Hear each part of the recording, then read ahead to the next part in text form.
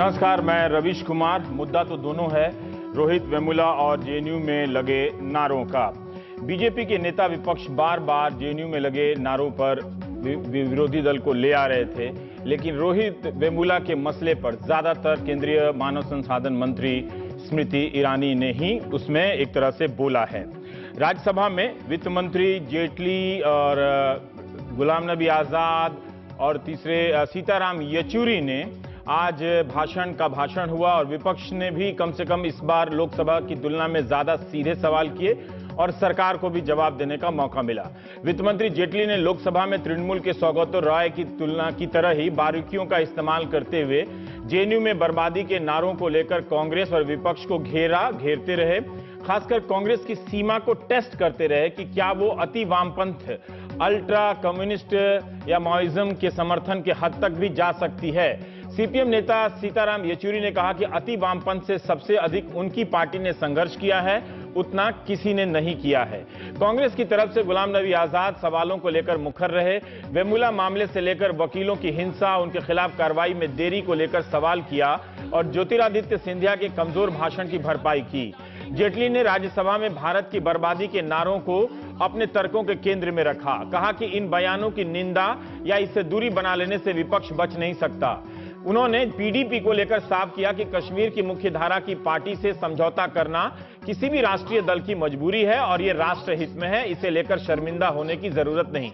विपक्ष पूछने से चूक गया कि बीजेपी अफजल का समर्थन करने वाली पीडीपी और जेएनयू में नारे लगाने वाले, उसके समर्थन में नारे लगाने वाले कुछ लड़कों में कैसे फर्क करती है। अफजल को लेकर इतनी बहस हुई लेकिन पीडीपी चुपचाप रह गई। क्या यह अपने आप में संकेत नहीं है कि पीडीपी की राय अब बदलने लगी होगी? येचुरी ने जेएनयू में पुलिस एक्शन को लेकर सवाल किए तो जेटली ने कहा कि भारत को तोड़ने के नारे लगेंगे तो पुलिस क्या देखती रहेगी? क्या यह पूरा जवाब है? क्या विपक्ष ने पलटकर पूछा, जब उमर खालिद लौट कर आया तो पुलिस क्यों इंतजार करती रही? येचुरी ने न्यूयॉर्क टाइम्स के संपादकीयों को पढ़कर सुनाया, जिसमें कहा गया है कि भारत में हिंसक टकराव हो रहे हैं, प्रधानमंत्री नरेंद्र मोदी और उनके राजनीतिक सहयोगी, हिंदुत्ववादी सहयोगी असहमतियों को कुचल रहे हैं। वकीलों और बीजेपी समर्थक भारत माता, देशद्रोही, भारत छोड़ो के नारे लगा रहे हैं। पत्रकारों और छात्रों पर हमले हो रहे हैं। वैसे येचुरी भारतीय अखबारों और चैनलों को कोट कर सकते थे तो बेहतर होता, पता चलता कि कौन चुप है, कौन उलझन में है, कौन मुखर है, कौन संतुलित है और कौन संपूर्ण समर्थन में है। दावा तो नहीं कर सकता, पर सुना है कि जब प्रधानमंत्री अमेरिका दौरे पर गए थे तो वहां के बड़े अखबारों ने पहले पन्ने पर जगह नहीं दी। वहीं जब ओबामा जी भारत आते हैं तो पहला पन्ना तो छोड़िए, नेता पत्रकार सब ओबामा ही बन जाते हैं। लेकिन जब हम उनकी तारीफ पर चहकते हैं तो आलोचना पर क्यों ना सहमे। सीताराम येचुरी का भाषण राष्ट्रवाद, बहुलतावाद, संविधानवाद को समझने में मदद तो कर रहा था, लेकिन जेटली और बीजेपी के नेताओं की इसमें दिलचस्पी नहीं थी। वो लेक्चर सुनने नहीं आए थे, पूछने आए थे कि भारत की बर्बादी के नारे क्यों लगे हैं और उनके समर्थन में आप क्यों खड़े हैं। पर यह नहीं पता चल सका कि नारे लगाने वाले कौन लोग थे, जेएनयू के थे या बाहर के थे, या वो जो पकड़े गए हैं वो नारे लगा रहे थे। इस पर सरकार की तरफ से कोई जवाब नहीं आया। कहा गया कि जांच चल रही है। स्मृति ईरानी के भाषण की खूब चर्चा हो रही है। आक्रामकता, भावुकता किसी भी राजनेता का अचूक हथियार है और इसका इस्तेमाल सब करते हैं।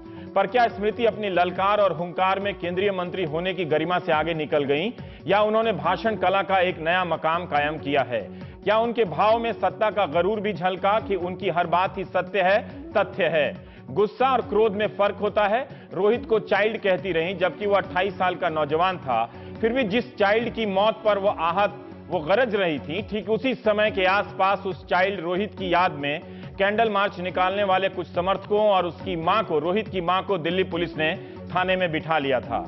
अगर स्मृति ईरानी मां होने के अधिकार से बात कर रही थी तो क्या उनका अधिकार रोहित की मां से भी बड़ा था, जिसके बेटे की मौत पर लोकसभा में बहस हो रही थी और उसे थाने में बिठाया गया? मायावती को बेशक ललकारा जा सकता है, मगर नीचे उंगली दिखाकर और सर कटाने की बात क्या अति नाटकीय नहीं है? क्या बात गलत निकलने पर नेता और मंत्री सर भी कटा लेंगे? यह सब सवाल हम तब कर रहे हैं जब उनका भाषण काफी लोकप्रिय हुआ है। फेसबुक पर ही उन्हीं के पेज पर शायद हमने देखा 14 लाख से ज्यादा अधिक लोगों ने देखा है और हमारी अपनी ही साइट पर 8.5 लाख से भी ज्यादा लोगों ने। अन्य जगहों पर भी बेहिसाब सुना जा रहा है। भारतीय भाषण परंपरा के लिहाज से उस भाषण में बहा ले जाने के सारे तत्व मौजूद थे। इससे असहमत नहीं हुआ जा सकता, लेकिन जो उन्होंने कहा, क्या उन बातों से असहमत हुआ जा सकता है? जब हम सब स्मृति ईरानी के भाषण के उफान में बह रहे थे, उसी वक्त कोलकाता का अंग्रेजी अखबार टेलीग्राफ और इंडियन एक्सप्रेस तथ्यों की जांच कर रहे थे। टेलीग्राफ का फ्रंट पेज इन दिनों चर्चा में रहता है, मगर स्मृति ईरानी को एंटी नेशनल लिखना बहुत लोगों को पसंद नहीं आया। खूब आलोचना हो रही है और बचाव भी हो रही है। कोई इसे स्त्री विरोधी बता रहा है तो कोई कह रहा है कि एंटी नेशनल की तुकबंदी में एंटी नेशनल लिखा गया है। क्या स्मृति ईरानी को उनके विरोधी हमेशा उनके अभिनय के दौर के फ्रेम में ही देखते हैं और कमतर समझने का प्रयास करते हैं? अगर ऐसा है तो यह एक किस्म का तिरस्कार है और हो सकता है कि ईरानी का आक्रोश इसका प्रतिकार भी हो। लेकिन क्या यह भी हो सकता है कि स्मृति ईरानी को बेवजह ही ऐसा लगता है और वे इसके बहाने प्रतिकार के अतिरेक में बह जाती हैं?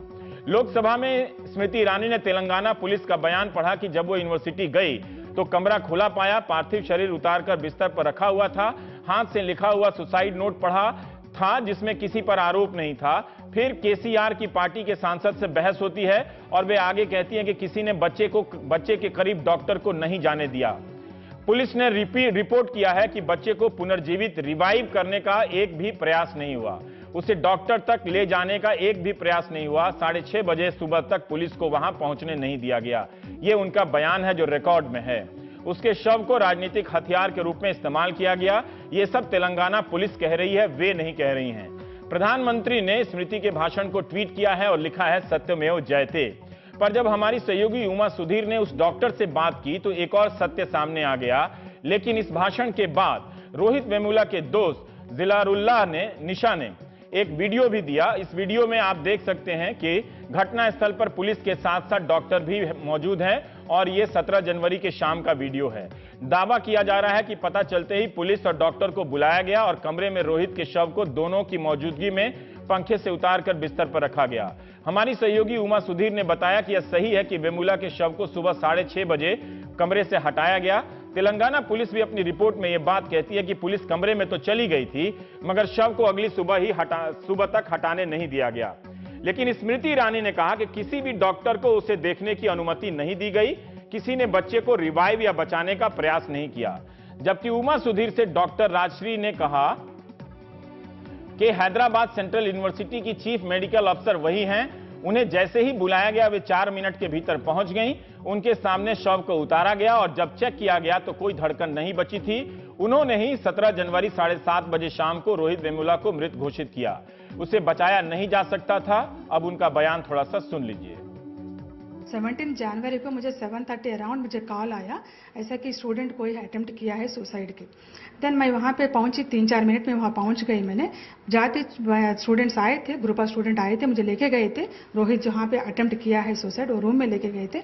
मैं जहाँ पहुँची जब तक रोहित को फैन से निकाला गया है और लॉक कॉट पे सुलाया था, देन मैं स्टार्ट करी थी मेरा क्लिनिकल एग्जामिनेशन। पहले देखा रोहित को थोड़ा पूरा कोल्ड था, बॉडी स्टिफ था, रिजिड था।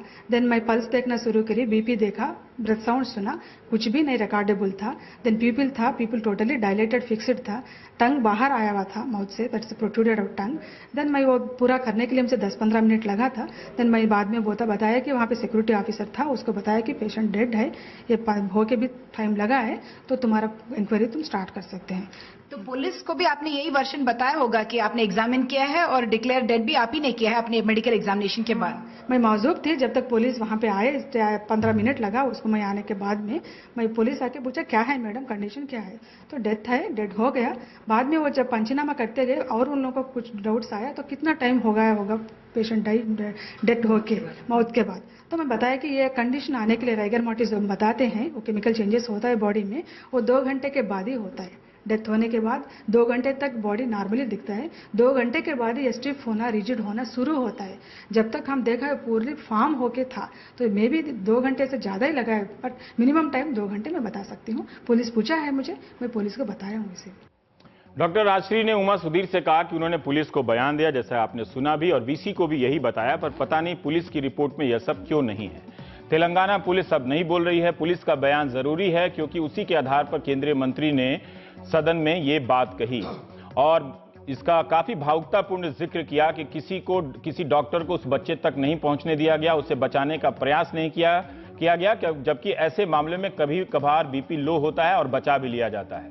अब जब उनकी बात को चुनौती दी जा रही है, या कैसे मान लिया जाए कि केंद्रीय मंत्री सदन में जो कह रही थी वो तथ्य ही थे या वही अंतिम तथ्य थे?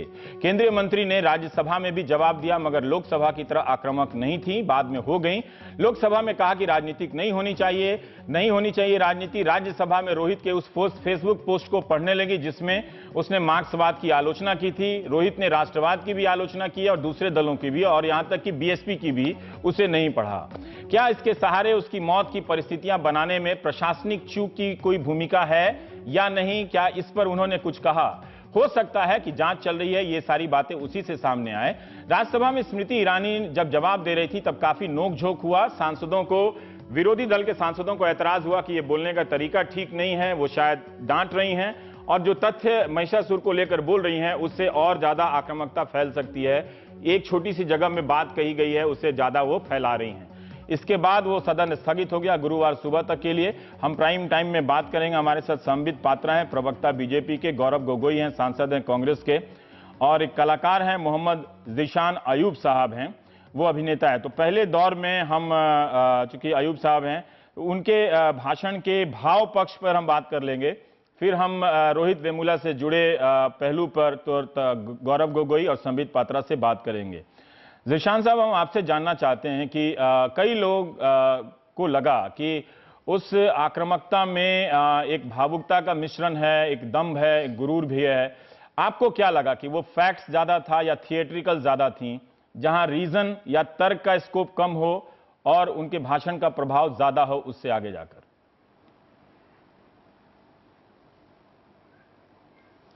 जी रवीश, मैं इस बात पे यही बोलना चाहूँगा कि मैंने लोकसभा टीवी पे जब देखी स्पीच और सुनी, तो मेरे ख्याल से तथ्य से ज़्यादा जो है वो भावुकता पे ही ज़्यादा स्ट्रेस दिया जा रहा था। मतलब कंप्लीटली ये बोलना कि एक पैदा करने वाली को जो है आप उसके ऊपर आरोप लगा रहे हैं, या फिर बार बार रोहित को बच्चा बोल के चीज़ को संभालना और समझाने की कोशिश, आई थिंक लोगों का ध्यान मेन मुद्दे और लॉजिक से हटाकर उससे ज्यादा जो है उसके इमोशन पे लेके जाने का एक बहुत बड़ा प्रयास था, जो कि मेरे हिसाब से एक बहुत ही खतरनाक प्रयास है। क्योंकि जिन बातों के जवाब देने जरूरी थे उससे ज्यादा आरोप प्रत्यारोप बहुत ज्यादा चले, दूसरों को बोला जाए, और उसको बोलने का एक तरीका जो था वो एक ऐसा था कि एक आदमी एकदम से, मतलब क्योंकि मैं एक्टर हूं, मैं जानता हूं कि जब आप इस तरह से बोलते हैं तो ऑडियंस के अंदर एक ताकत आती है, उसको लगता है कि वीर रस की उत्पत्ति होती है, उसे लगता है कि हाँ मेरी आवाज कोई आदमी निकाल रहा है। तो आई थिंक के स्पीच में लॉजिक से ज्यादा, और जैसे अभी आपने खुद बताया कि वो रोहित वाला, डॉक्टर वाला जो है वो पूरा जो है ठीक नहीं था। बाकी देशद्रोही बोल देना वो तो खैर आजकल बहुत आम बात है, बहुत आसान बात भी हो गई है। तो आई थिंक कि वो भावुकता से ही भरा था, उसके अंदर मुझे तथ्य ऐसे कुछ नहीं लगे। मतलब जैसे उनका तीस्ता जी का नाम इस तरह से लेना, हिकारत से लेना, या फिर वो जो शिवाजी वाला पॉइंट जो उन्होंने बोला था, औरंगजेब वाला, बात यह है कि आप उस पॉइंट से कम्युनिकेट क्या करना चाह रहे हैं। आप उससे ज्यादा आपका ध्यान इस बात पे है कि नहीं मैं इसको इमोशनल कर दूं, मैं एकदम इस मूड से अगर बोलूंगी तो लोगों को एकदम लगेगा हाँ इसने सही बोला, और असल मुद्दे से ध्यान भटक जाएगा। और आई थिंक वही कोशिश थी। आई थिंक वो अभी जितना प्रॉब्लम हो गई है, ये खुद फंस गए हैं, कई लोग जो हैं न्यूज वाले छोड़ के चले गए, कई पार्टी के जैसे एबीवीपी के जेएनयू के कुछ मेंबर्स ने रिजाइन किया है। संबित साहब, उन सबसे लोगों का ध्यान हटाना जरूरी है। भाव पक्ष पर मैं सवाल नहीं पूछूंगा। जो देखिए आज बड़ा अद्भुत डिबेट है, मैं कहूंगा, क्योंकि भाव पे हम डिबेट कर रहे हैं। पूरा नहीं करेंगे, सिर्फ एक हिस्सा। हाँ, भाव पे जो है मैं आपका डेफिनेशन देता हूं, भाव का डेफिनेशन जो वेदों में है, न काष्ठे विद्यति देवो न पाषाणे न मृणमय भावे ही विद्यते देवो स्मद् भावो ही कारणम। न लकड़ी में, न पत्थर में, न मूर्ति में ईश्वर बसता है। ईश्वर कहीं बसता है तो वो भाव में बसता है, और जहां भाव सिद्ध हो वहीं ईश्वर प्रकट। मंत्री में भाव है तो मंत्री ईश्वर हैं, आप ये कह रहे हैं? मैंने ये बिल्कुल नहीं कहा। मैंने कहा भाव का कितना महानता है, भाव को कम करके आंकना ये महत्व नहीं है। तथ्य और भाव दोनों का समावेश होना अत्यंत अनिवार्य है। अब देखिए, अगर स्मृति जी ने भाव के साथ कहा तो समझना पड़ेगा क्यों वो आवेश में है, क्यों वो भावों के साथ कह रही हैं। और अभी पर आवेश से ज्यादा ठीक है थोड़ा सा देखिए, अभी जो कलाकार भाई साहब ने कहा बिल्कुल ठीक कहा कि लोगों को लगा कि मानो हम कह रहे हैं, देखिए, लोग तो न्यूट्रल हैं, वो किसी भी पॉलिटिकल पार्टी के हैं। अगर लोगों को लग रहा है कि मेरी आवाज संसद में खड़ी होकर आज गूंज रही है, तो स्वाभाविक रूप से लोगों के उस कॉर्ड को टच करने में स्मृति जी सक्सेसफुल रही, और कभी भी असत्य जाके कॉर्ड ऐसे टच नहीं कर सकता। मैंने ये नहीं कहा कि वो सक्सेसफुल रही या नहीं रही, वो सक्सेसफुल ही रही। तभी मैं जानना चाह रहा हूं कि उनका ये कहना है कि आपने स्किल का इस्तेमाल करके लॉजिक को पीछे कर दिया। जो सवाल रोहित वेमुला के मामले में एडमिनिस्ट्रेटिव लैप्स, वो एक बड़ा सवाल था और एक चिट्ठी का सवाल था, क्योंकि वो आपकी वजह से, मंत्री होने की वजह से आपने उसे ही ज्यादा उभार दिया। पूरे जवाब में 4 पन्ने तक वो दूसरे की चिट्ठियां पढ़ती रहीं। हर मंत्री के पास, हर सांसद की चिट्ठी होती है, अगर ऐसे कोई मंत्री निकाल के पढ़ने लगे तो पता नहीं क्या क्या होने लगेगा। पर ठीक है, वो देना बनता है क्योंकि उसको लेकर उन पर एक जवाब बना था। लेकिन बाकी चीजों पे जवाब देने के बजाय वो महिषासुर का ले आई, वो क्यों इसका संबंध था, वो शिवाजी का लेकर आई, वो क्यों इसका रोहित वेमुला के मामले से संबंध था, क्या उनकी उससे इस तरह से वो एक भावुकता पैदा कर रही थी, ये जिशान कह रहे हैं। इसका उत्तर देता हूं। इसका उत्तर दीजिए। पहला आपने कहा कि बहुत बड़ा कालखंड जो उनके भाषण का रहा, वो इसमें गया कि चिट्ठियां दूसरों का पढ़ना, कि कौन कौन से सांसदों ने क्या चिट्ठी लिखी। देखिए, मेन एक्यूजेशन तो उनके ऊपर वही है कि आपने चिट्ठी लिखी और उस चिट्ठी के कारण मृत्यु हो गई। तो स्वाभाविक रूप से, चूंकि मेजर एक्यूजेशन मेन यही है, मेन एक्यूजेशन यही है, मेन यही है, जो स्पीच रहेगा उसका मेन पोर्शन तो यही रखेगा कि ये देखिए हनुमंत राव जी की चिट्ठी देखिए, ये फलाने की चिट्ठी, जिस तरह से वो उनकी बातों में चीख था, मतलब आज जिस तरह से राज्यसभा में सांसदों ने प्रतिकार किया, उस तरह से वो नहीं। आप मुझे वक्त दीजिए, मैं भाव के साथ समझा। हाँ, भाव के साथ बताइए। जिस तरह से अगर वो चीख रही थी, जिस तरह से उसमें लग रहा था कि एक युद्ध घोष और एक डांटने वाला, सारे लोकसभा में तो सब डर गए थे। मैं आपको एक बात बताता हूं, अभी लोकसभा में तो सब डर गए थे। मैं आपको बताता हूं, अभी आपके शो क्या सहमत हो गए थे? हाँ। आपके शो में आने से पहले मैं ऐसे बहुत कम घर फोन कर पाता हूं, क्योंकि टीवी चैनलों में रहता हूं। मैंने माता जी को फोन किया। इतना मत रहा कीजिए टीवी चैनल। ऐसा नहीं, माता जी को फोन किया कुछ काम से। मेरी माँ को राजनीति से कोई उनको पता भी नहीं है, कुछ समझ में आता नहीं है, वो टीवी बड़ा कम देखती है, हमें भी नहीं देखती है वो। तो आज बाई चांस उन्होंने टीवी देखा होगा स्मृति जी को, तो पता है मेरी माँ जी ने क्या कहा, उनको कोई राजनीति से मतलब नहीं। मेरी माँ ने कहा, देखो एक औरत का घेर के तुम मर्दों क्या करते रहते हो, राज्यसभा देखा होगा। तो क्या मंत्री को भी वही लग रहा था क्या? मुझे नहीं पता। आज उन्होंने राज्यसभा में कहा कि देखिए एक औरत को आप लोग नहीं बोलने। मैंने नहीं सुना क्योंकि मैं डिबेट में था, मगर मैं बताता हूं मेरी मां ने क्या कहा। क्योंकि मेरी मां एक औरत है, उन्होंने देखा बैठ के, तो उन्होंने कहा कि ये क्या है, तुम लोग संसद में एक औरत को बोलने भी नहीं देते हो, ये अच्छी बात है। पर लोकसभा में तो उन्हें कोई बोलने से नहीं रोकने नहीं थे ना, वो लोग नहीं थे, पीठ दिखा के। लोकसभा में तो वही बोल रही थी, बाकी सब सुन रहे थे। नहीं, बाकी सब नहीं, बाकी सुन रहे थे वो तो हमारे पार्टी के थे, जो जिनको सुनना चाहिए। थोड़ा बहुत टोका टोकी, वो तो मर्द औरत सबको टोका टोकी होता है, ये औरत का विषय नहीं है। तो यही जिशान की बात सही हो जाती है कि आपकी बात जिस तरह से भावुकता का इस्तेमाल आपने किया, उससे संदेश, मुद्दे पर जवाब, जो मंत्री का काम था कि संयत में सारे सवालों को जवाब देते, लेकिन लोगों को उनका भाव जच गया। मुझे केवल 50 सेकंड भाव वाला, फिर गौरव बोलेंगे, फिर हम सवाल जवाब पे आ जाएंगे। पहला आप समझ गए कि देखिए चिट्ठी इसलिए दिखाई गई क्योंकि वो मेन एक्यूजेशन था कि चिट्ठी क्यों लिखा, तो नेचुरली ज्यादा पोर्शन चिट्ठी पे गया। दूसरा आपने कहा डॉक्टर वाला, जो कि आप दिखा भी रहे हैं डॉक्टर की इंटरव्यू को। आप देखिए, तो प्रधानमंत्री ने तुमको सत्यमेव जयते कह दिया है। अभी तो दो व्यू आ गए हैं, 2 व्यू आने से पहले सत्यमेव जयते हो गया। सुन तो लीजिए, प्लीज सुन लीजिए थोड़ा। आप देखिए, अभी भाव पर, फिर हम उस पे आएंगे। अब हम कह रहे हैं कि पूछ लिया, मैं जवाब नहीं दूं तो अच्छा नहीं ना, लोग फिर बोलेंगे जवाब नहीं है, शायद इससे जवाब नहीं दे रहा है। आप देखिए डॉक्टर वाला पोर्शन, ये जो भी पोर्शन है, ये पुलिस ने हाईकोर्ट में सबमिशन किया है कि ये फैक्ट्स रहे हैं। और सबसे बड़ी बात है, मैं खुद एक डॉक्टर हूं, मैंने न जाने कितने डेथ डिक्लेयर किए हैं अपने हाथों से। मैं आपको एक बात बताता हूं, और मैंने सुसाइड्स भी डिक्लेयर किए हैं। आप जाके जहां सुसाइड हुआ हो वहां डिक्लेयर नहीं होता है डेथ, डेथ डिक्लेयर हॉस्पिटल में होता है। क्यों, मैं बताता हूं। जब तक मैं ईसीजी नहीं लगा दूं और जब तक मैं फ्लैट लाइन नहीं देख लूं, मैं नहीं कह सकता हूं कि फलाना व्यक्ति मर गया है। मुझे तो 2 व्यू हो गया ना, एक आपका, एक डॉक्टर राजश्री का, है ना? ये डेथ सर्टिफिकेट है, तो 2 व्यू हो गया। आप पूरे दुनिया में किसी भी डॉक्टर से पूछ लीजिए, ये डेथ सर्टिफिकेट नहीं हो सकता है जिसमें स्टैंप नहीं हो, जिसमें डॉक्टर। तो ये किसकी गलती है? ये तो मंत्रालय की गलती है। ये तो मंत्रालय को अपनी जवाबदेही स्वीकार करनी चाहिए ना, कि हैदराबाद सेंट्रल यूनिवर्सिटी का मेडिकल अफसर इस तरह से यहाँ हैंड रिटन मेडिकल सर्टिफिकेट दे रहा है।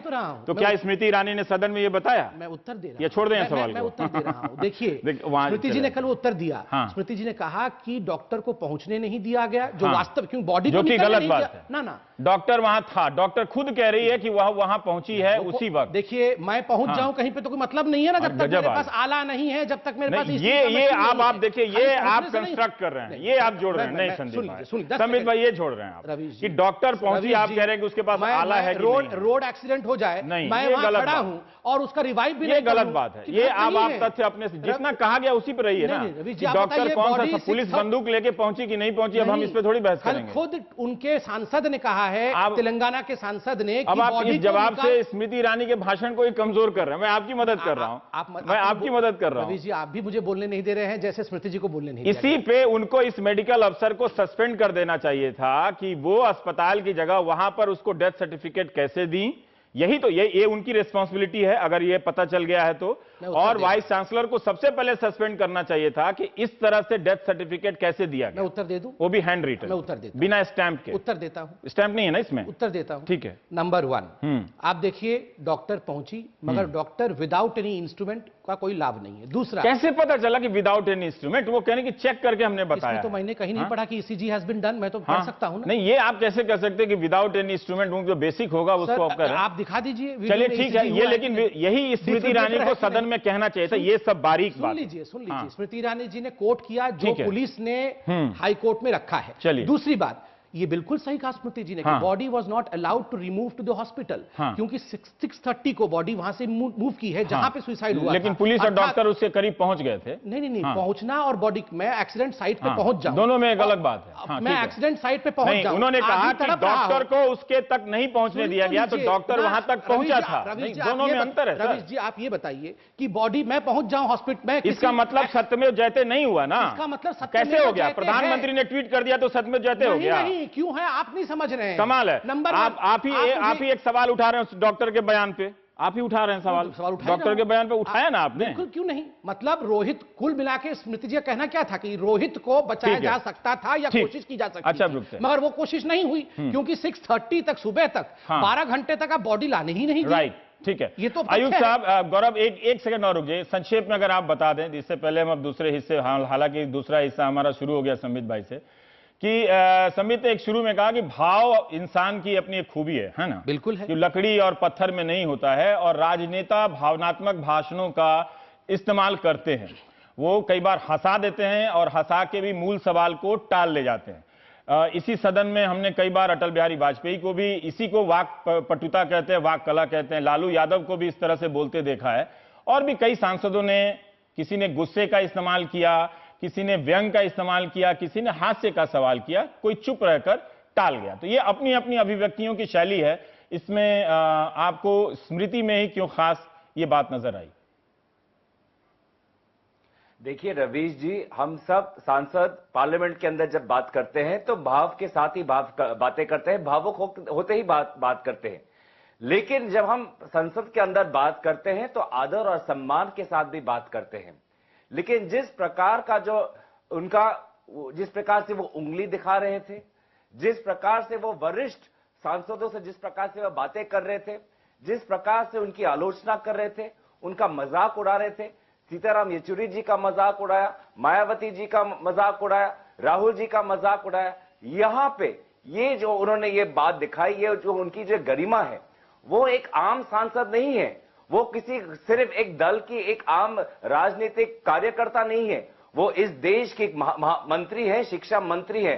वो आदर्श, उनको एक आदर्श मंत्री के हिसाब से उनका अपने उन्हीं के लिए आदर्श का मतलब हम परिभाषा क्यों तय करें? गौरव साहब, हम एक बात बताइएगा कि जब वो मायावती का मजाक नहीं उड़ाया, उन्होंने जब मायावती पर डपटी एक शैली में, अपने अंदाज में, तो मैंने मायावती को कभी इतना निरीह नहीं देखा था सदन में। वो सीधा बोल्ड हो गई और जब उन्होंने बोलना शुरू किया तो आपके पार्टी सहित, एक सेकंड सर, उन्होंने कहा केसीआर के सांसद को अगर छोड़ दें तो तमाम विपक्ष के लोग मतलब स्टंप हो गए, जो क्रिकेट की भाषा में कहते हैं, तो वो बोल नहीं पाए। तब ये क्यों नहीं लगा? हो सकता है कि इसी तरह से कांग्रेस के कई मंत्रियों ने भी विपक्ष को जवाब दिया हो, तो इसलिए मैं आदर्श स्थिति की तो स्मृति ईरानी के लिए नहीं कहूंगा कि उन्हीं ये शर्त उन्हीं के लिए। लेकिन आप लोग भी डर खा गए, सामना नहीं कर पाए। आप पूरा डिबेट देख लीजिए। हाँ। आप पूरा डिबेट देख लीजिए और जिस भाषा और जिस शीला का विभिन्न राजनीतिक दलों ने किया है और स्मृति जी ने जिस प्रकार का भाषा की प्रयोग किया है, उसमें एक बहुत बड़ा परिवर्तन देखेंगे। दूसरी बात, भाव से वो, सच से वो दूर जाना चाहती थी। अब ये डॉक्टर की जो बात है, भाव में वो उन्होंने बोल दिया कि डॉक्टर कोई था नहीं, जब आपने खुद ही देखा है भावुक होके वो जिस प्रकार की वो डॉक्यूमेंट्स लेके आ गए, वो दोबारा धर्म के नाम पे अगर दोबारा वो भाव वो प्रचार करना चाहती थी। तो ये जो चीजें हैं कि ये बहुत संवेदनशील बात है, इसमें बहुत सी चीजें इंक्वायरी होनी चाहिए।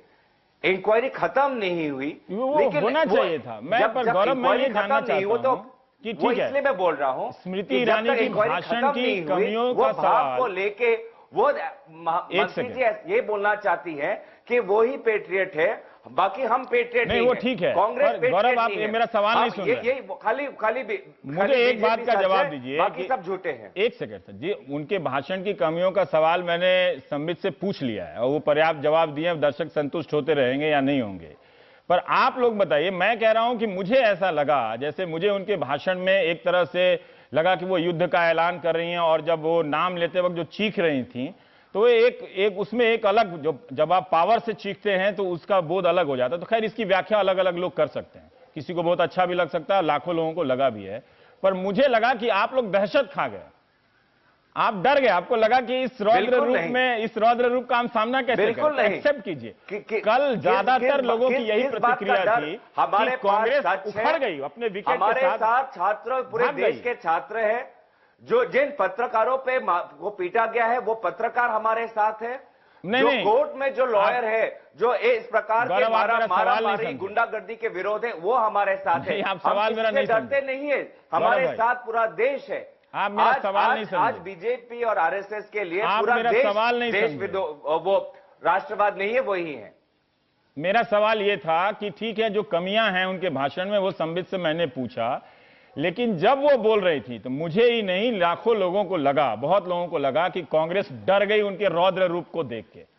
आज वो नहीं था, आज राज्यसभा में सीताराम येचुरी ने उठकर बोला या आनंद शर्मा ने भी बोला, लेकिन उनके किसी बात को कोई वहां मौके पर काउंटर नहीं कर सका, आपकी पार्टी के भी नेता नहीं और दूसरे विपक्ष में भी। मैं ये सवाल कर रहा हूं, मैं ये नहीं पूछ रहा हूं कि आपके साथ कौन कौन है। रवीश जी, आपके शो के आने से पहले मैं राज्यसभा का ही डिस्कशन देख रहा था।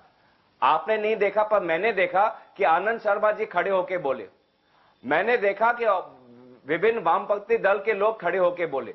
पूरा अगर कैमरा उन पे नहीं दिखा रहा, इसका मतलब ये नहीं कि कांग्रेस चुप बैठी है, दूसरे दल बैठे। क्या आपने नहीं देखा आनंद शर्मा जी को जब वो खड़े होके बोल रहे थे कि कौन से ये डॉक्यूमेंट्स है जिसका सहारा लेके दोबारा स्मृति ईरानी जी भावुक होके देश को बांटना चाहती है, छात्र समाज को बांटना चाहती है, यूनिवर्सिटी को बांटना चाहती है। तो किसी बात का डर नहीं है, हम सच के साथ बात को आगे लेना चाहते हैं, लेकिन सच से दूर नहीं जाना चाहिए। अयूब साहब, आप मैंने पहला सवाल आपसे पूछा था, लेकिन गौरव जी जवाब देने लगे।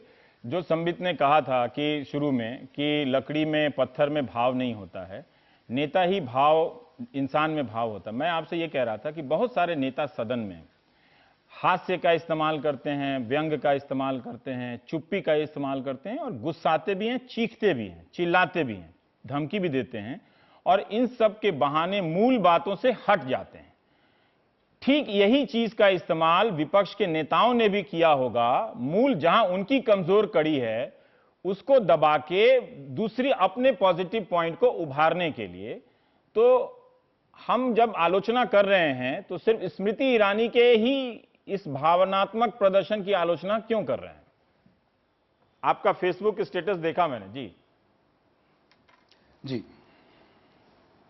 जी, अच्छा, देखिए, मतलब आई थिंक ये एक बहुत ही अनफॉर्चुनेट बात है हम लोगों के लिए कि ये जिस तरह से अभी उन्होंने बताया गोगोई जी ने कि भावना को प्रधान रखा जाता है। और आप बिल्कुल सही बात बोल रहे हैं कि हम पहले से भी देखते आए हैं, अभी भी देख रहे हैं कि ये तो होता ही है। और आई थिंक पात्रा जी ने बिल्कुल ठीक बोला। पर आई थिंक भाव के साथ आपने, पात्रा जी, जरूर जो है नाट्यशास्त्र भी पढ़ा ही होगा, क्योंकि हम लोगों को पढ़ाया जाता है तो इसलिए हमने भी पढ़ा है और थोड़ा डिटेल में पढ़ा है। इससे एक रस उत्पत्ति होती है जो आई थिंक बहुत अच्छे से हमारे पॉलिटिशियन समझ गए हैं कि इससे एक रस जो है ये लोगों के अंदर उत्पन्न होता है, और उसके बाद आपका दिमाग जो है ना वो धीरे धीरे पीछे जाने लगता है और आपके अंदर की भावनाएं जो हैं वो प्रधान होने लगती हैं। अब इसमें सबसे बड़ा मसला यह है कि इतना इंपॉर्टेंट, इतना सेंसिटिव इशू अभी जो चल रहा था, मैं अभी पीछे की बात नहीं करूंगा क्योंकि आई थिंक संसद में यही सबसे बड़ा मसला रहा था कि पीछे की लोग उठा के अपने ये पढ़ा रहे हैं कि इन्होंने ये पत्र लिखा था, इन्होंने वो पत्र लिखा था। आई थिंक सबसे जरूरी बात है, जिस वजह से मैंने आलोचना भी की थी देखते ही, कि इतने सेंसिटिव मुद्दे को इमोशनल बना के कि एक बच्चे की मौत, डॉक्टर को अंदर नहीं घुसने दिया, और जैसे बाकी पूरी दुनिया जो है वो जो आदमी इनके खिलाफ बोल रहा है वो आदमी गलत है, वो देश का बुरा चाहता है। ये एक गुस्से की भावना जो सबसे खतरनाक भावना होती है उसका इस्तेमाल, उसका दुरुपयोग कर रहे हैं रवि। ठीक है, हम क्योंकि हर आदमी अपनी अपनी जिंदगी की अलग अलग चीजों से परेशान है। ठीक है आयुब साहब जी, हर आदमी परेशान है और उससे हो ये रहा है। ठीक है कि आपने उन लोगों को एक ना आपने अपनी बात कह ली जी। मैं एक बात जोड़ दूं कि मैं भी चाह रहा था कि एक आपकी तरफ से थिएटर का कोई है, तो मैं सिर्फ वाणी को जानता हूं और वो भोपाल में थी। खैर देखिए, बड़ा कष्ट होता है जब पूरे इस विषय को थिएट्रिक्स कहा जाता है। देखिए, दो चीजें इन्होंने कही। एक तो कहा कि पूरा इमोशनल हो गया और इमोशन की तरफ खींचने की कोशिश की गई। मैं आप पूछता हूं लोगों से कि इमोशनल किसने किया। रोहित वेमुला के सुसाइड के केस में नोट में, जो कि कल स्मृति जी ने भी दिखाया कि no one is responsible for my death, उसके बावजूद भी दलित एंगल लाके उसके ऊपर एक इमोशनल कॉर्ड पूरे देश में रख के उस पर राजनीति करने की कोशिश किन लोगों ने की। दलित ना होने का सवाल तो आप लोगों ने भी किया। नहीं, वो मैंने कभी नहीं, वो उस विषय पे हमें जानना नहीं है अभी। आप नहीं, मतलब नहीं, मैं कह रहा हूं व्यक्तिगत रूप से उस विषय पे संसद में कभी नहीं कहा गया। स्मृति ईरानी ने अपने पहले प्रेस कॉन्फ्रेंस में ये बताने लगी कि किस कमिटी का हेड दलित है। देखिए, मैं आपसे एक निवेदन करूंगा, थोड़ा सा अनइंटरप्टेड टाइम दे दीजिए। नहीं, वो देंगे, लेकिन आप सेकंड क्वेश्चन भी आंसर करूंगा, पहला तो आंसर कर लूं। अब देखिए, इमोशनल एंगल खेलने की कोशिश, जो कल स्मृति जी ने बिल्कुल सही कहा, उसको एक पॉलिटिकल टूल बनाने की कोशिश इन लोगों ने की। और कल जब पकड़े गए रौद्र रूप देख के, ये रौद्र रूप तो आपने बिल्कुल सही कहा। देखिए, दुर्गा का रूप कल मुझे देखिए, मैं देवी देवता के विषय में नहीं बोल रहा हूं, मगर जिस रूप में कल स्मृति ईरानी जी ने उत्तर दिया है, मैं सोशल मीडिया देख रहा हूं, लोगों को ये छुआ है कि नहीं, बहुत हो गया, इस प्रकार से उत्तर देना चाहिए था। क्यों चले गए राहुल गांधी? फेस करते, सामना करते, उत्तर देते, मगर वो रणछोड़ होकर भाग गए वहां से। रणछोड़ होकर नहीं भागना चाहिए था, वहां रुक के। सुबह कहा था कि वो बोलने वाले हैं, लेकिन नहीं बोला उन्होंने। नहीं, पर चलिए मैं सवाल कहां बोल पाते, जैसे आप कह रहे हैं कि भावनात्मक नहीं थी, ठीक है, आपका मान लिया। और एक बार हमारे जो कलाकार भाई थे, उन्होंने 3 बार रस शब्द का प्रयोग किया और यह भी कहा कि जब रस आ जाता है दिमाग में, रस वाला, कोई भी रस, उन्होंने रस कहा, रस आ जाता है तो तथ्य पीछे हो जाते हैं और रस बहा ले जाता है।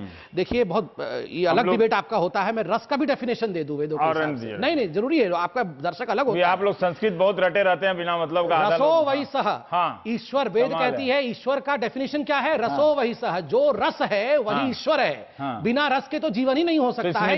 ईश्वर है ना, आप में रस नहीं है। आप में एंकरिंग का रस है। मैं ईश्वर नहीं हूं। ना, आप में भी रस है। बिना रस के तो मैंने कहा है कि भाई बिना रस के तो आप रवीश ही नहीं होंगे। और नाटकीयता किसी भी राजनेता का अचूक हथियार है। रवीश जी, आप जब अपना पहला प्रोमो पढ़ते हैं, पूरे रस के साथ पढ़ते हैं, बिना रस के नहीं पढ़ते हैं आप। तो जो मेरे सवाल का जवाब रस के साथ, क्या उन्हें जवाब नहीं देना चाहिए था? अयूब की बात में सही है कि बाकी सब ठीक था, जो सीरियस चीज था, जैसे आपको ये जवाब देना चाहिए था कि जब आपने कहा कि जिस उप समिति ने, ब्रेक के बाद भी इसमें हम चर्चा कर लेंगे, जिस सब कमेटी ने ये कहा कि डिसाइड किया कि रोहित वेमुला को सजा दी जाएगी या सबका, उसका हेड दलित था सब कमेटी में, लेकिन जो वार्डन थे वो आ गए बाहर, वो स्टूडेंट वेलफेयर, उन्होंने कहा कि मेरी उसमें हैसियत नहीं थी, मैं उसका मुखिया नहीं था।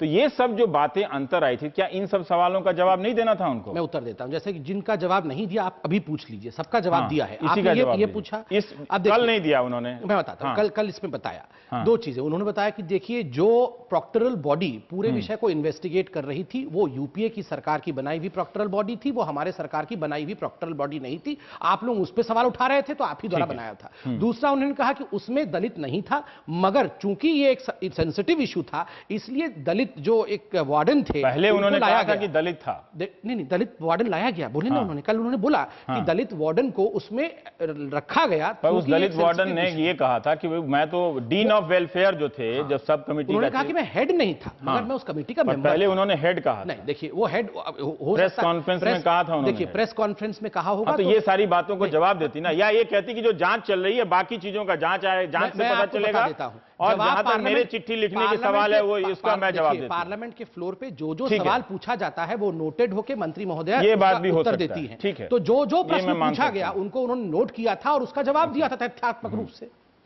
ठीक है, आप कल पूछ सकते हैं, आप गोगोई जी बैठे हैं, वो मेंबर ऑफ पार्लियामेंट पूछ लेता हूं, वो पूछ सकते हैं, लेकिन ब्रेक के बाद आएंगे तब वो जवाब देंगे। ठीक है, एक ब्रेक ले लेते हैं।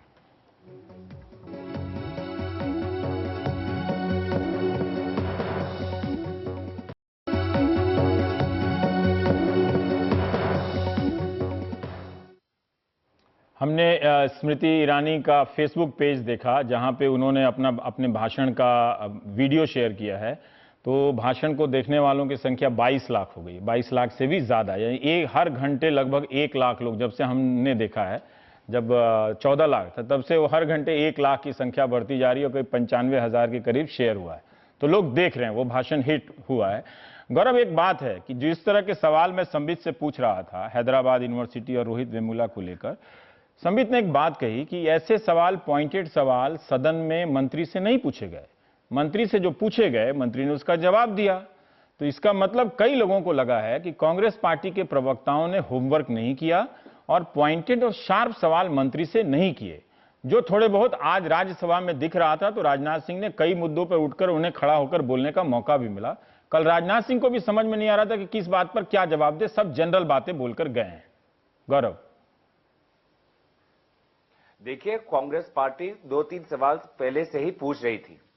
सबसे पहले उन्होंने पूछा कि स्मृति हमने, आप भाषण में भी हमारे देख सकते हैं, ज्योतिरादित्य सिंधिया के भाषण में देख सकते हैं कि ऐसा आप बताएं कि ऐसी क्या खास बात थी कि किसी एक यूनिवर्सिटी के छात्र राजनीति में सेंट्रल यूनिवर्सिटी को, केंद्र सरकार के मंत्री को इंटरफियर करना चाहिए? क्या वो यूनिवर्सिटी लेवल मैटर नहीं हो सकता था?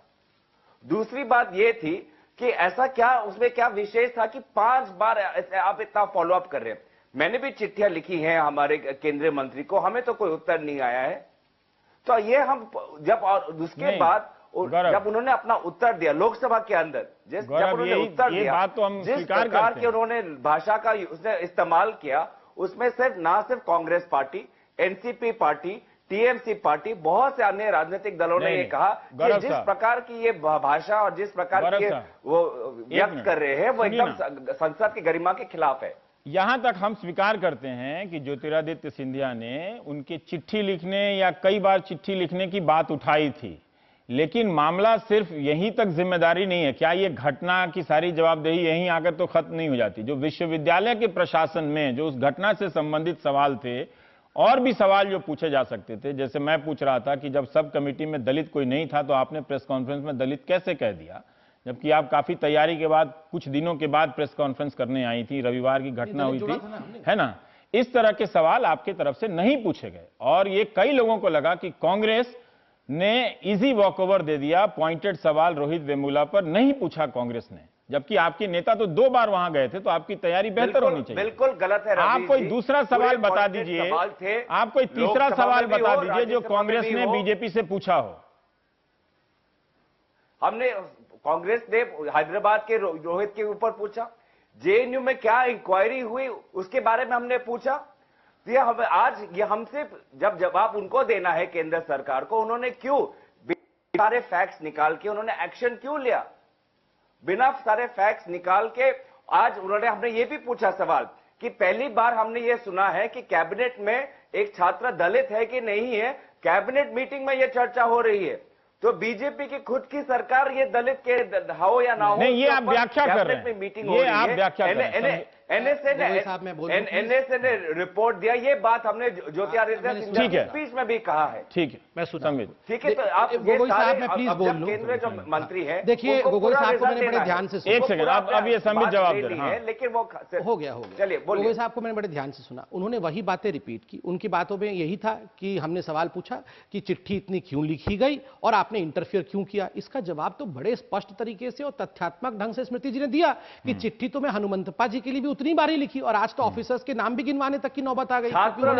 मैं थोड़ा मेरा फ्रीडम ऑफ एक्सप्रेशन का ख्याल कर रहे हैं कि इसके अलावा सवाल नहीं पूछा जो मैंने ना देखिए, जो मेरा इतना ही कहना है, इनके पास सवाल नहीं है क्योंकि उनको बात पूरा कर लेंगे। जब वो आप बोल रहे थे तो वो चुप ही थे। हाँ लेकिन please mister Gogoi, I have a freedom of expression, मेरा फ्रीडम। गौरव एक सेकंड, ठीक है, एक सवाल उत्तर सवाल एक सेकंड, वहां तो भाग जाते हैं। गौरव एक सेकंड, अब आप इनको जवाब देने दीजिए। हाँ देखिए, जो सवाल पूछा गया वो जवाब मिला, आप बता दीजिए किसका जवाब नहीं मिला। दूसरी बात है, सवाल थे नहीं, क्योंकि ये तो पॉलिटिकल टूल के रूप आपके लिए आसान हो गया वैसे। नहीं, देखिए ये कांग्रेस पार्टी है, इनके पास अगर सवाल होते तो पूछते नहीं, ये सवाल गोले की तरह दागते, क्योंकि सब कुछ जनरलाइज था, क्योंकि इन्होंने उसे पॉलिटिकल टूल की तरह इस्तेमाल किया, इसलिए केवल हो हल्ला करते रहे। देखिए जिसके पास सवाल है ना और सवाल के जवाब नहीं है, वो बैठा रहेगा वहां पे, वो वॉकआउट नहीं करेगा पीठ दिखा के। मैं क्यों राहुल गांधी को राहुल रणछोड़ बोल रहा हूं? इसलिए क्योंकि रण में युद्ध हो रहा था, दुंदुभी बज रही थी, तो छोड़ के भाग गए। अरे आप वहीं डटे रहे। ये सब शब्द आप लोग खूब ले आते हैं, दुंदुभी, रणभूमि, है ना? ये कांग्रेसी लोगों को नहीं आता है। उनको बेचारे अच्छा बुरा अलग बात है, पर कांग्रेसी लोगों को नहीं आता। स्टूडियो में सब शेर होते हैं, थोड़ा सा बोल लेने दीजिए। अच्छा, सब शेर होते हैं। आपको आखिर में 40 सेकंड दे देंगे, हाँ पूरी कर लीजिए। मंत्री जी स्वयं निर्वाचन हार गई, वो अलग बात है। गौरव, आप कहीं और ले जा रहे हैं बात को, प्लीज। इसका इस बहस से कोई संबंध नहीं है जो राजनीति में क्या करती है। हाँ देखिए मेन बात है कि अगर उनके पास सवाल सर, एक सेकंड सर, उनका जवाब सुन लेते आप 1 मिनट, तो आपको जवाब देने का मौका मिलता। आप टोक रहे हैं। अभी तक हमने कोई उनको गोगोई साहब, आप मेरी आवाज नहीं सुन रहे हैं क्या? मुझे आपकी आवाज धीमी कर देनी पड़ेगी। गौरव प्लीज। हाँ देखिए अगर इनके पास सवाल होता, ये सवाल नहीं पूछते, ऐसा तो नहीं हो सकता है। आज इस डिबेट में सिद्ध हो गया कि सवाल नहीं था, एक जनरलाइज तरीके से हम पूछ रहे हैं तो आप जवाब ही नहीं दे रहे हैं। हाँ। आप मुझे रात भर बिठा के सवाल पे सवाल पूछिए, मैं जवाब दूंगा। मैं तो बता रहा हूं कि भाई एक का सवाल जवाब दूंगा। बंडारू दत्तात्रेय ने चिट्ठी में लिखा कि एंटी नेशनल गतिविधियां हो रही हैं। मंत्री को बताना चाहिए था कि वहां क्या पता चला कि क्या रोहित वेमुला किसी एंटी नेशनल गतिविधि में शामिल था। देखिए बंडारू दत्तात्रेय नहीं था, या सुन तो ये तो कहा गया वो याकूब मेमन के लिए नारे लगा रहा था, यही तो एंटी नेशनल था। या स्मृति ईरानी ने किसी व्यक्ति का नाम मेंशन किया। बंडारू दत्तात्रेय ने कहा कि फलाने फलाने फलाने लड़के एंटी नेशनल है। उन्होंने कहा कैंपस में कुछ ऐसी गतिविधि हो रही है जो ठीक नहीं। इसमें मंत्री जी को जवाब नहीं देना चाहिए था कि जो चिट्ठी लिखी गई, इतने अफसरों ने जवाब दिया कि नहीं। जैसे मंत्री जी ने, हनुमंतप्पा जी ने क्या लिखा? हनुमंतप्पा जी ने लिखा कि करप्शन का अड्डा बन गया है। जो वीसी कांग्रेस के जमाने में अपॉइंट, वो वीसी बिल्कुल करप्ट है और वहां करप्शन का नंगा नाच हो रहा है। आप कांग्रेस का कह रहे हैं, पर कांग्रेस वाला वीसी जो है वो सजा को मुलतवी करके गया था कि नई कमेटी तय करेगी। लिखे क्या आपने? सजा तो दिया जो आपका नियुक्त किया हुआ वीसी आया था। नहीं, कोर्ट ने क्या कहा? कुल मिला के शुरू में ये भी पॉइंट है कि शुरू में हाईकोर्ट ने क्या कहा? हाईकोर्ट ने कहा एक्शन टेकन रिपोर्ट इतने दिन के अंदर सबमिट कर। पहले प्रेस कॉन्फ्रेंस में आपने यही कहा था। केंद्रीय मंत्री नहीं दे रही। ठीक है, हाईकोर्ट तो माननीय है सबके लिए। ये बहुत बहुत शुक्रिया। बहुत सवाल का जवाब देने का नहीं मौका मिलता है, ये हो जाता है। लेकिन अगर मुझे भी लगता है कि विपक्ष अगर पॉइंटेड सवाल 4 सवाल रखता है हैदराबाद यूनिवर्सिटी से संबंधित, तो शायद मंत्री को बोलने का मौका भी मिलता। लेकिन भाषण इतना लोकप्रिय हो रहा है, तो इस उफान में कौन सोचेगा कि उनके बोलने में भावुकता ज्यादा थी, अतिरेक था, ललकार था, या मंत्री का गरिमा था या नहीं था। अब जो भाषण इतिहास का हिस्सा हो गया है वो तो हो ही गया है। 22 लाख लोग इस वक्त तक। नमस्कार।